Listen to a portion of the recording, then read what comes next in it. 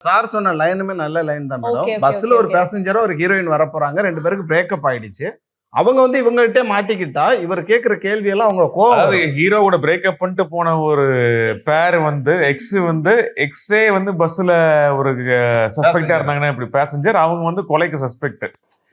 அப்ப அந்த விட்டுட்டு போன எக்ஸை வந்து ஒருத்தர் இன்ட்ராகேட் பண்றான் அப்படின்னா அதுல ஒரு சின்ன சின்ன அந்த இது ரிவெஞ்ச் எடுக்கிறான் நம்மள, கிடைக்கும் அப்படின்னு பார்த்தா பட் அந்த இதுல அதுக்கான ஸ்பேஸ் இல்ல. அதனால அப்புறம் சொன்னோம் சார், இதுவே நம்ம கேஸுக்குள்ளேயே நிறைய இருக்கும்.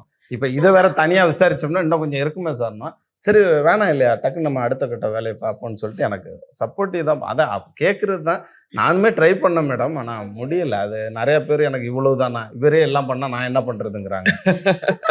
நான் ஒண்ணுமே சொல்ல முடியல அவங்கள்ட்ட. எனக்கு ஒரு ஃபைட் வைங்களேன். அப்புறம் நான் சார்ட்ட சரி ஓகே அவர் விட்டுட்டாங்க சார். இன்னைக்கு இப்பதான் உங்கள்கிட்ட கோத்து விடுறாங்க சார். ஆனா உண்மை, ஏன்னா இவரோட பழைய ஹீரோயின்ஸ் யாராவது இப்போ வேற வேற ஆக்ட்ரஸ் இருப்பாங்களே, இப்ப ரம்யா நம்பீசன் மேமே ஒரு எக்ஸ் மாதிரி வரா மாதிரி அப்படிலாம் நல்லா இருந்திருக்கும். பட் ஸ்டில் அது இல்லாம இருக்கிறது பார்ட் 2 அந்த மாதிரி ஒண்ணு எடுக்கிறது நல்லா இருக்கும். ஆனா அந்த ஃபன்னா